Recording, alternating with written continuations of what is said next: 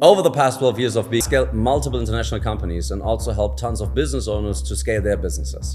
And after all of this, I can easily say that building a business or startup is inherently one of the riskiest and also the best thing you can ever pursue in your life. And I firmly believe that if you want to scale your startup past 7 or 8 figures, you have to avoid the specific mistakes that most founders make. That's why in this video, I'll reveal the 5 costliest mistakes that most first-time founders make, so your journey is actually worth it. Mistake number 1. Finding a co-founder too early. See, many first-time founders make the exact same mistake in the first weeks or first year of starting their business. They find someone, maybe it's a friend from college, an old colleague, or just a random guy from Discord who seems to be smart, and then they hand him like 30, 40, and sometimes 50% of the company in the first month or year itself and make him a co-founder.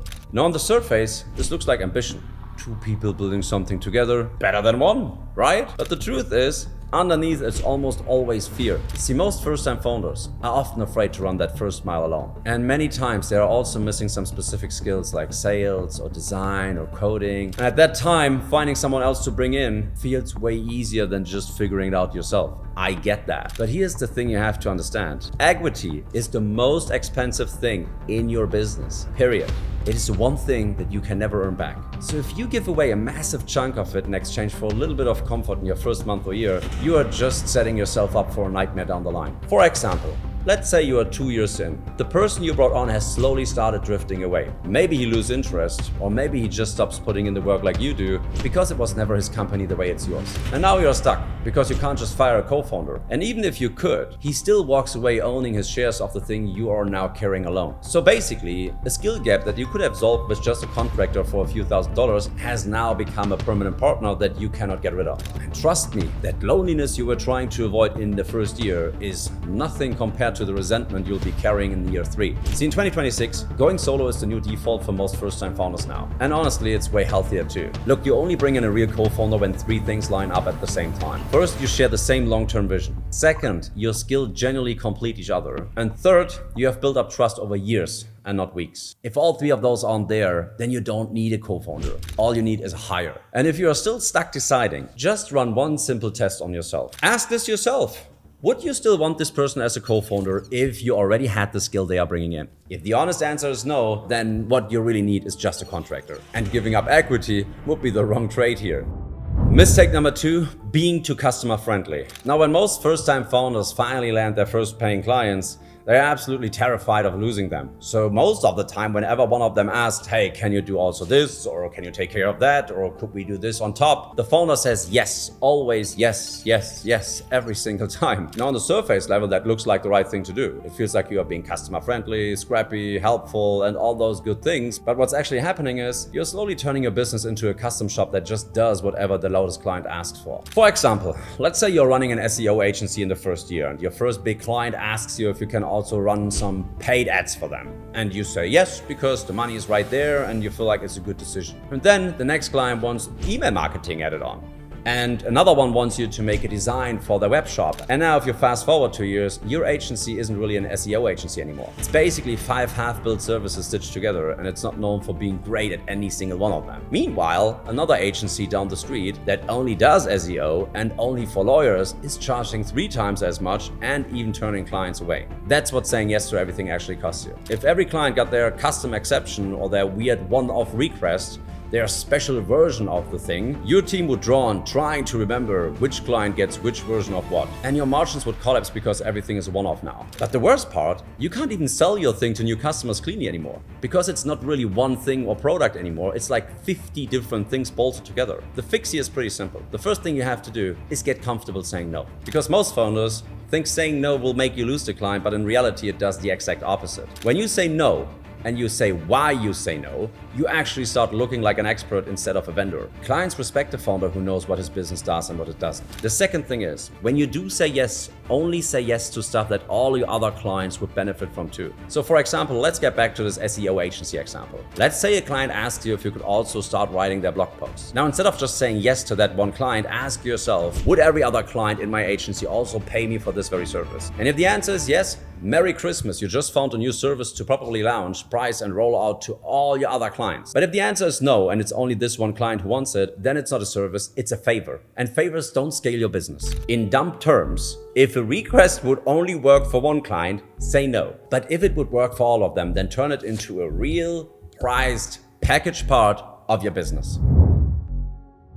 Mistake number 3, charging what feels fair. Now, almost every first-time founder prices their product or services in the exact same way. They add up what it costs them to deliver the thing, like the hours, the tools, the overhead, and then they tack on some margin, like 30, 40, 50%, whatever feels reasonable to them, and charge the price. Now, I know that feels responsible and honest. To be honest, it's how normal business works too, so nobody really questions it. But here's the problem. The market doesn't care what your costs are. Do you think anybody in the world has ever looked at a product and asked, how much did that take you to make, before deciding to buy? No. All they care about is the value they get from it. Think about it this way. Let's say a plumber fixes a leaking pipe in 2 hours and charges you a couple of $100. Meanwhile, a surgeon who fixes a leaking artery in the same 2 hours charges you 50 grand, but still had wildly different prices. You know why? Because one is priced on time and the other one is priced on the cost of not doing it. Your business sits somewhere on that spectrum. And if you are pricing yourself like the plumber when you're actually the surgeon, you're leaving huge amounts of money on the table. Let me give you another example so you can see how extreme it gets. Let's say you have built a software that saves your client $100,000 a year in wasted time. And right now you're charging them $50 a month because that's what your cost plus margin worked out to. Basically, you're letting your client keep 99% of the value that you created for them. Now multiply that same mistake across every single customer you have.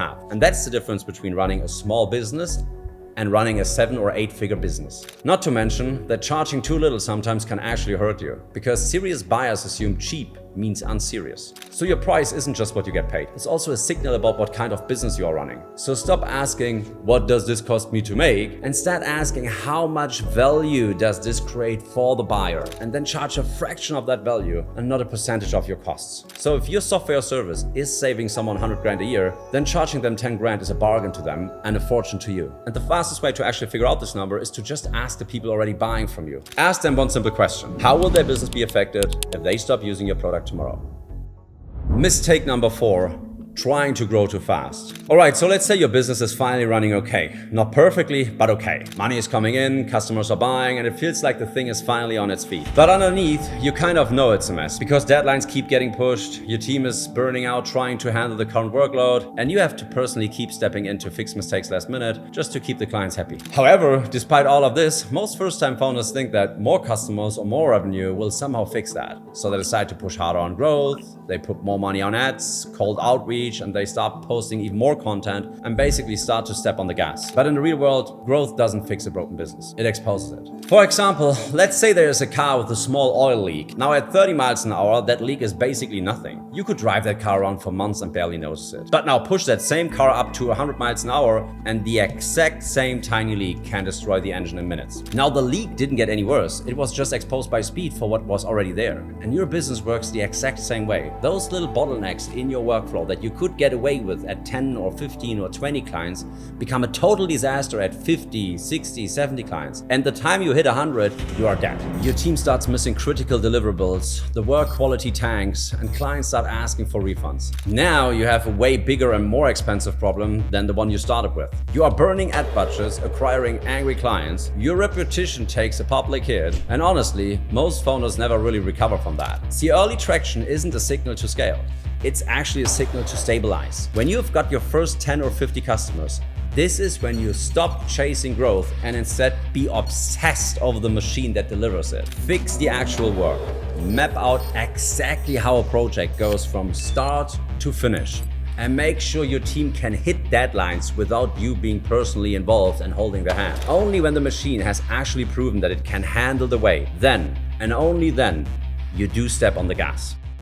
Mistake number 5, obsessing over revenue. Alright, so this last mistake is actually the one that's hiding underneath all the other 4. And almost no first-time founder ever sees it. Because most founders keep asking one wrong question all their life, which is, how do I make more money? But in reality, the question should be asking is, how do I make my time worth more? Because there's only a hard limit to how many hours you can work in a day. So if your business only makes money when you personally do the work, then what you have built isn't really a business, it's a job with more paperwork. So instead of just obsessing over revenue, you have to start obsessing over building personal leverage. And I mean, like a maniac. Now leverage just basically means anything that lets your time count more than once. So for example, if you send an email, does one person get it or 100,000? If you build a thing, does it sell once or a million times? If you spend an hour on something, does it generate an hour's worth of value or 10 years of it? Let me give you an example. Think about a freelancer web developer. He codes 40, 30, 50 hours a week.